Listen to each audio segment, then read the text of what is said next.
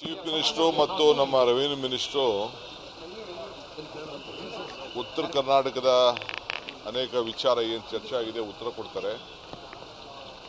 ನಾನು ಕೂಡ ಇರಿಗೇಷನ್ ಸಂಬಂಧಪಟ್ಟಂತೆ ಕೆಲವು ವಿಚಾರಗಳನ್ನು UKP, ಮಾದಾಯಿ ಮತ್ತು ಬೇರೆ ಎಲ್ಲ ವಿಚಾರಗಳ ಬಗ್ಗೆ ಕೂಡ ನಾನು ಕೂಡ ಅವಕಾಶ ಸಿಕ್ಕದೆ ಉತ್ತರವನ್ನು ಕೊಡ್ತೇನೆ.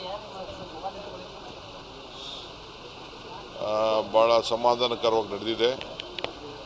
ರೈತರಿಗೆಲ್ಲ ಅನುಕೂಲ ಆಗಿದೆ. ಕಬ್ಬಿನ ಬೆಲೆ, ಮೆಕ್ಕೆಜೋಳ,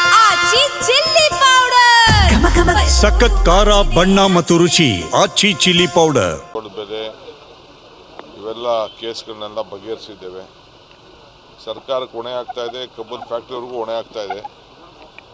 ಅದು ರೈತ ಹಿತದೃಷ್ಟಿಯಿಂದ ಕಾಪಾಡಿದ್ದೀವಿ. ಇದನ್ನೆಲ್ಲ ರೈತರು ಗಮನದಲ್ಲಿ ಇಟ್ಕೊಳ್ಬೇಕು. ಈ ಥರ ಸರ್ಕಾರ ಯಾವ ರೀತಿ ಜನಪರವಾಗಿ ಇವತ್ತು ನಿಂತ್ಕೊಂಡಿದೆ ಅನ್ನೋದು ಎಲ್ಲ ರೈತರು ಇದನ್ನು ಗಮನದಲ್ಲಿ ಇಟ್ಕೊಳ್ಬೇಕು ಅಂತ ಪ್ರಾರ್ಥನೆ ಮಾಡ್ತಾರೆ. ಸರ್, ರಾಜ್ಯದ ಖಜಾನೆ ಖಾಲಿ ಮಾಡಿಬಿಟ್ಟು ಹೈಕಮಾಂಡ್ನ ತೃಪ್ತಿಪಡಿಸಿದ್ದಾರೆ ಅಂತ ವಿಜೇಂದ್ರ ಅವರು ಕರಪ್ಷನ್ ಕುರಿತು ಅಂತ ಹೇಳಿದ್ದಾರೆ. ನೋಡಪ್ಪ, ಇನ್ನ ವಿಜೇಂದ್ರಂಗೆ ಅನುಭವ ಇಲ್ಲ. ಖಜಾನೆ ಯಾವ ಖಜಾನೆ ಖಾಲಿಯಾಗಿದೆ? ಯಾವ ಖಜಾನೆ ಖಾಲಿಯಾಗಿದೆ? ಹೇಳಬೇಕು.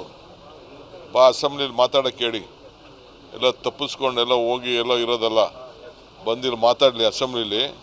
ಅದು ಯಾವ ಖಜಾನೆ, ಯಾವ ಕಲೆಕ್ಷನ್ನು, ಅವ್ರ ಕಲೆಕ್ಷನ್ನು, ಅವ್ರ ಅಕೌಂಟ್ಗಳು, ಅವ್ರ ಟ್ರಾನ್ಸ್ಫರ್ಗಳೆಲ್ಲ ಬಿಸ್ಬೇಕಾ?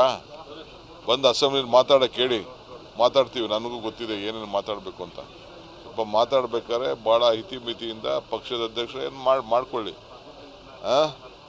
ಏನು ಖಜಾನೆಯ, ಯಾರ ಕಲೆಕ್ಷನ್ನು? ಕಲೆಕ್ಷನ್ಗೆ ಏನಾದ್ರು ಇವತ್ತು ಕಿಂಗ್ ಅಂತಂದರೆ ವಿಜೇಂದ್ರ. ಅವ್ರ ಅಪ್ಪನ ಹೆಸರು ಇವತ್ತೇನಾದ್ರು ಇಳಿಸ್ಬೇಕಾದ್ರೆ ವಿಜೇಂದ್ರ. ಅದನ್ನು ಮರಿಬಾರ್ದು.